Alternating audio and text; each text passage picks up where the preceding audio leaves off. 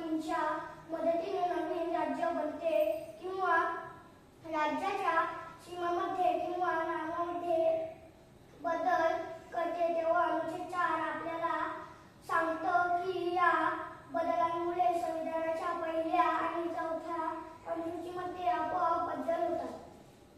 अनुच्छेद 4 मुख्य मुद्दे. पहिला मुद्दा, अनुच्छेद 4 खंड 1. जर अनुच्छेद 2 किंवा 3 नुसार कोणताही नवीन कायदा राज्याच्या नाव, सीमा यांसंदर्भात बनवला तर त्या कायद्यामध्ये पहिल्या अनुसूचीमध्ये बदल करण्याची तरतूद आपोआप असेल. तसेच चौथ्या अनुसूचीमध्ये बदल करण्याची तरतूद देखील असेल.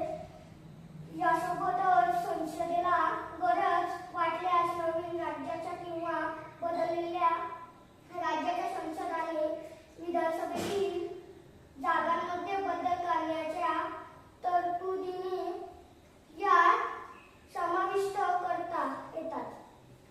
दुसरा मुद्दा, अनुच्छेद 4 खंड 2. हा मुद्दा खूप महत्त्वाचा आहे. अनुच्छेद 2 किंवा 3 अंतर्गत केलेले बदल हे संविधानात दुरुस्ती मानली जात नाही. म्हणजेच ते अनुच्छेद 368 नुसार घटना दुरुस्ती नाही. याचा अर्थ असा की नवीन राज्य बनवण्यासाठी किंवा राज्याच्या सीमा बदलण्यासाठी विशेष बहुमताची गरज